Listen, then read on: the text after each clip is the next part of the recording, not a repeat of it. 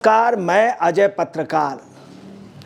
आज फिर इंडी गठबंधन के लोगों को एक बहुत बड़ा झटका लगा। सुप्रीम कोर्ट पे एक याचिका ले गए थे, शायद इलेक्शन कमिश्नर पे कुछ वो दखल कर लें, अपनी मनमानी कर लें।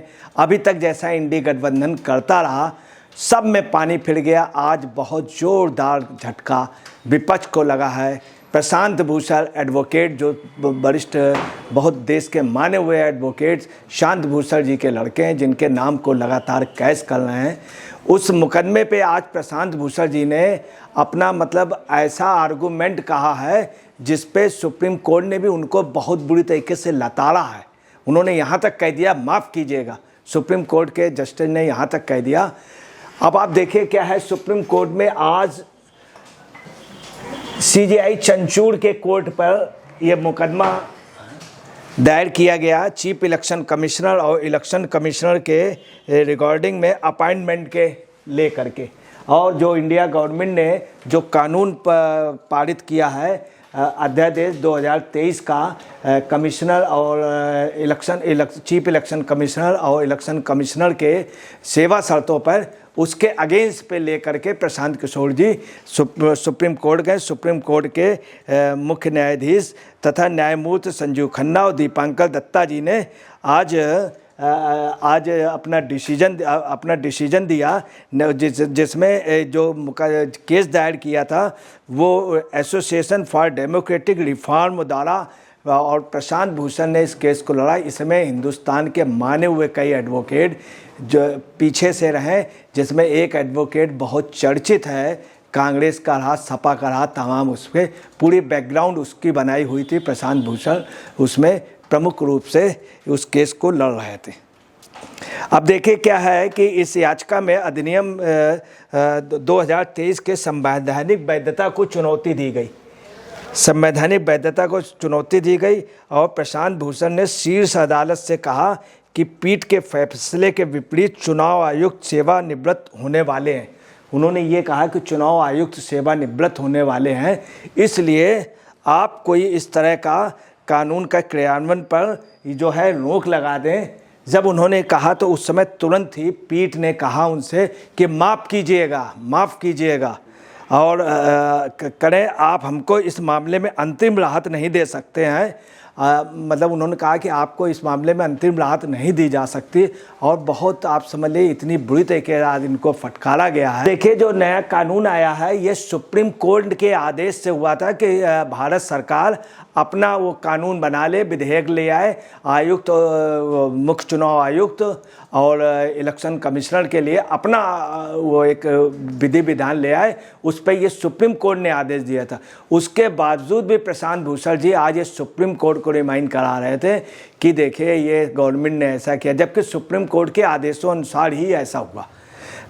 अब जो नया नियम है उस पर यह प्रधानमंत्री अध्यक्ष और प्रधानमंत्री तथा लोकसभा के विपक्ष के नेता व प्रधानमंत्री द्वारा नामित एक मंत्री, ये 3 लोग मिल करके तय करेंगे कि कौन चुनाव आयुक्त या मुख्य चुनाव आयुक्त जो पैनल पे आएगा उस पर वो डिसाइड करेंगे। ऐसा नहीं कोई अपना नाम एक्स्ट्रा ले आए, जो पैनल से आएगा उसके बाद ये 3 लोग डिसाइड करेंगे। सुप्रीम कोर्ट ने ही ये कानून बनाने के लिए इनसे कहा था। ऐसा पहले भी था, बीच में इसमें एक टेक्निकल प्रॉब्लम आ गई थी, तब सीजीआई को बीच में रखा गया था कि सीजीआई ने खुद ही बाद में हट करके उन्होंने कहा कि अपना कानून बना ले, इसके तहत ये ऐसा हुआ। उसके बावजूद भी आप समझ लीजिए जाना तो इससे साफ है कि इलेक्शन कमिश्नर को ये प्रभावित करना चाहता है इंडी गठबंधन, जो नहीं कर पा रहा है, इसलिए उनको मलाल है। इसके पहले मैं आपको बता दूं कि इलेक्शन कमिश्नर श्यामलाल सगदर से कांग्रेस ने इतने गंदे शब्दों से यूज़ किया था कि पूछे नहीं। इन्होंने सेशन से भी जो टीएन सेशन से उनसे भी कांग्रेस ने दबाव बनाने की कोशिश की थी, परंतु टीएन सेशन ने आप समझ लीजिए कि पोजीशन उल्टी कर दी थी, एक प्रकार से कान पकड़ के उनकी गलतियों का एहसास करा दिया था कांग्रेस गठबंधन को। अब आपको देखिए, ये सुप्रीम कोर्ट ने चुनाव आयुक्तों के चयन के लिए सीजीआई के पैनल से हटाने के लिए कानून पर रोक लगाने से इनकार किया है। लाइव लॉ ने भी अपने न्यूज़ में दिया बाकायदे, supreme court refuses to stay law dropping CJI from panel to select election commissioner post matter to April 2024। अब देखिए कि आज सुप्रीम कोर्ट में कितने मतलब क्या पोजीशन हुई। देखिए एनजीओ के तहत, जो एनजीओ था ये खासतौर से ये ऐसा एनजीओ है जिसने इंडिया के कई मुख्य मामलों में ऐसी दखलंदाजी की, इस तरह की मुकदमे दायर किए, इस तरह की पैरवी की जिसमें जो पैरवी देश के हित में नहीं थी।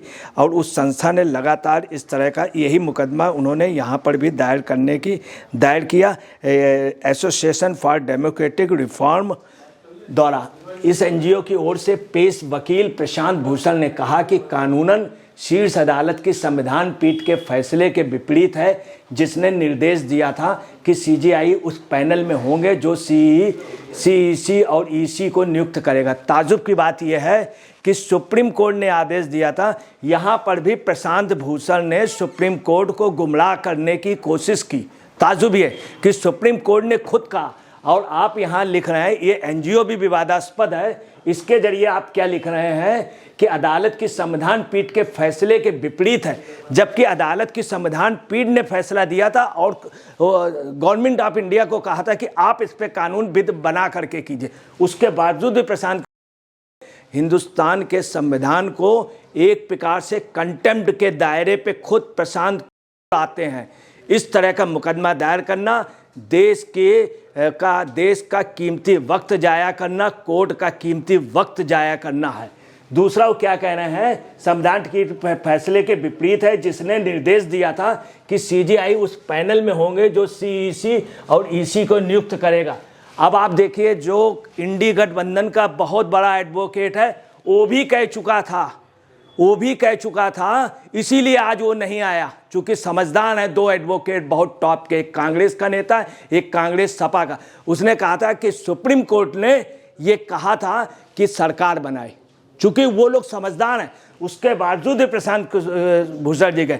मैं प्रशांत भूषण के फादर का बतला रहा हूँ, एमरजेंसी में उन्होंने इंदिरा गांधी का केस लड़ा था, उनकी अपनी एक इज्जत और सम्मान था।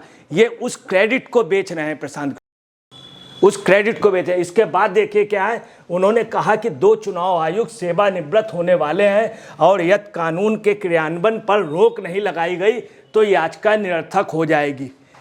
देखिए उन्होंने मतलब एक प्रकार से जुडिशरी से ये कहने की इन्होंने कोशिश की कि सर मैं ये चाहता हूँ कि सीजीआई उस पे बीच पे रहे, मतलब मैं जुडिशरी के लिए सम्मान कह रहा हूँ या जुडिशरी के लिए मेरी बड़ी हमदर्दी है। इस तरह का इन्होंने शो करने की कोशिश की। देखिए इसमें कितनी बड़ी पॉलिटिक्स है कि जुडिशरी को फेत में ले रहे थे कि जुडिशरी उस पर रहे ताकि जुडिशरी का दखल हो, और ये अपना फेवर देख रहे थे। इन्होंने वो भी कहा दोनों चुनाव आयुक्त तो सेवानिवृत्त होने वाले, यदि कानून क्रियान्वयन पर रोक नहीं लगाई तो याचिका निरर्थक हो जाएगी। मतलब एक प्रकार से इन्होंने जजेस को बड़ा विश्वास में लेने पे उनको भी सहानुभूति लेने की कोशिश, बस इतने से ही उससे आप समझ लीजिए उन्होंने ऐसी फटकार लगाई है। सुनिए उन्होंने क्या कहा है, माफ करें, शायद अब प्रशांत को अपने फादर के बारे में सोचना होगा, कितने अच्छे वकील थे प्रशांत भूषण जी, कभी ऐसा नहीं हुआ। कोर्ट ने तुमसे कह दिया माफ करें, हफ्ते भर आपको सुप्रीम कोर्ट में नहीं जाना चाहिए अगर आप सुप्रीम कोर्ट का सम्मान करते हैं। जिस तरह से उन्होंने झाड़ा, इसके बाद देखिए हम आपको इस मामले में अंतरिम राहत नहीं दे सकते। उसके बाद उन्होंने कह दिया कि माफ करें, हम आपको अंतरिम राहत नहीं दे सकते। इंडी गठबंधन के लोग, दूसरी बात मैं उनको भी एक बार धन्यवाद दे रहा हूं जो कांग्रेस और सपा का एक सीनियर एडवोकेट एंड टाइम पर नहीं गया। कुछ भी हो, उसको चूंकि कानून की असली जानकारी थी, जिसे मनु सिंघवी नहीं गए। मनु सिंघवी भी इसमें थे, इसलिए नहीं गए चूंकि वो जानते थे, इसमें कोई शक नहीं, मनु सिंघवी अच्छे एडवोकेट हैं। अब देखिए ये गए, ये किसके इशारे पे गए, चूंकि केजरीवाल चाह रहा है इंडी गठबंधन के लोग कि किसी तरह से मेरी गिरफ्तारी रुकने के लिए इलेक्शन कमिश्नर कहीं वो किसान बवाल कर दें, कहीं कुछ कर दें, वो पूरी सेंट्रल गवर्नमेंट को हिलाने के लिए अपने इशारे पे सब कुछ चलाना चाहते हैं। इसके बाद जब उन्होंने कहा माफ़ करें, हम आपको इस मामले में अंतरिम राहत नहीं दे सकते, ऐसे वक्त अधिकतर बैरिस्टर ऐसे कर देते, मगर इन्होंने नहीं किया। यही एक वजह 2-3 बार सुप्रीम कोर्ट में इनको काफ़ी कुछ कहा गया। अब आप देखिए इसके आगे क्या लिख रहे हैं, संवैधानिक वैधता का मामला कभी भी निरर्थक नहीं होता है। ये भी जज ने कह दिया संवैधानिक वैधता का मामला कभी भी निरर्थक नहीं होता है। हम अंतरिम राहत देने के लिए अपने मापदंडों को जानते हैं। हमारे ख्याल में सुप्रीम कोर्ट का जो डिसीजन हुआ है, खास तौर से प्रशांत भूषण को सोचना होगा। कितनी बड़ी बात कह दी है, कितनी बड़ी बात कह दी है। आज शांत भूषण जी अगर होते तो आप सुने कई मामले ऐसे हुए शांत भूषण जी से। जब जगमोहन सिन्हा का, ऑनरेबल जस्टिस जगमोहन सिन्हा का 1971 में जब मामला हुआ था, तो एक मामले में जब जगमोहन सिन्हा जी ने कहा तो उन्होंने सर एकदम से ऐसे कर दिया था। मतलब उसी के तुरंत बाद उन्होंने डिसीजन दिया कि इंदिरा गांधी की सदस्यता रद्द की जाती है। ये थे शांत भूषण और ये है प्रशांत। देखिए कितना अंतर है। ये है प्रशांत भूषण और वो शांत भूषण जी थे। उनका कितना बड़ा सम्मान था। उनका इतना बड़ा सम्मान था कि अटल बिहारी वाजपेयी उनको लेने गए थे मंत्री बनाने के लिए, लेने गए थे, अपनी पार्टी का उपाध्यक्ष बनाए, हर एक उसमें रखा। कभी भी शांत भूषण पे कभी कोई आरोप नहीं लगा। और प्रशांत भूषण जी किसकी पैरवी कर रहे हैं? अभी कुछ दिनों पहले उन्होंने पैरवी की थी कश्मीर के उनको लोगों, कुछ और भी पैरवियाँ की थी जो बताने में शर्म आ रही है। के बाद वो जज क्या कह रहे हैं, संवैधानिक वैधता का मामला कभी भी निरर्थक नहीं होता। हम अंतरिम राहत देने के लिए अपने मापदंडों को जानते हैं। जब भूषण ने अंतरिम रोक पर जोर दिया तब पीठ ने कहा, अब देखिए क्या पोजीशन है। बेवजह के मामले इंडी गठबंधन, ममता बनर्जी, केजरीवाल जी और राजमाता जी, तमाम लोग, प्रियंका गांधी जी, वाड्रा जी और राहुल जी बेवजह के मुद्दों को करते रहते। ऐसे ही देश के समय को जाया किया गया, कोर्ट के उसको और पार्लियामेंट के समय को जाया किया गया। जब दिल्ली सर्विस विधेयक आया तब केजरीवाल पूरे देश में घूम घूम करके सब जगह घूमा, जबकि सुप्रीम कोर्ट के आदेश से आया था। सुप्रीम कोर्ट में भी अगला झाड़ा गया, फिर वहाँ पर पार्लियामेंट में भी बुरी तरह से हार गए, मगर देश के ये सिर्फ गुमराह करते रहे। ऐसे इस मामले को सुप्रीम कोर्ट के आदेश पे हुआ है, संसद ने किया है। आप संसद में पहले भी ले गए। अच्छा, एक और इसमें हुआ कि उन्होंने क्या किया, जिनकी कई याचिकाएं, उन्हीं याचिकाओं में इसको इंक्लूड कर दिया गया और अप्रैल को एक डेट दे दी गई है और उसमें अप्रैल को एक नोटिस डेट दे दी गई और इनके प्रपोजल को इन्होंने रिफ्यूज़ कर दिया है। इस प्रपोजल को रिफ्यूज़ कर दिया। अब इससे बड़ी और क्या बात होएगी। इंडी गठबंधन ने बड़े योजनाबद्ध, क्यों इलेक्शन कमिश्नर पे ये हावी होना चाह रहे हैं, क्या मतलब? जब विपक्ष का लीडर रहेगा, अगर मान लीजिए किसी गलत को बनाया जा रहा है तो विपक्ष का लीडर वहीं विरोध करेगा, सब जगह सारे न्यूज़ में आ जाएगा, देश में हल्ला मच जाएगा, कोई भी अगर गलत वो होगा। इसके पहले कांग्रेस के समय खूब हुआ, इंडी गठबंधन ने खूब किया, जबरदस्त किया। श्यामलाल सखदर को इंदिरा जी ने बहुत बुरी तरीके से बेइज्जत करने की कोशिश की थी। श्यामलाल सखदर बहुत अच्छे चुनाव आयुक्त, शेषन पर भी दबाव बनाने की कोशिश, मगर इनकी चली नहीं। अब ये चाह रहे हैं मशीनरी पे कब्जा, हर जगह कब्जा, चूंकि कांग्रेस का पहले रहा है तो इनकी सोच है। और यही जब सुप्रीम कोर्ट में मामला हुआ तो ये ही ले गए थे, सुप्रीम कोर्ट ने ही डिसीजन दिया। इतना सब आते जानते हुए भी इतनी बड़ा गुमराह करना विपक्ष द्वारा, तो इससे साफ है इनके पास कोई मुद्दा नहीं रह गया, देश के उसमें सिर्फ ये उलझान है, लोगों का ध्यान बटा रहे हैं और ताकि लोग इन मामलों में उलझते जाएं।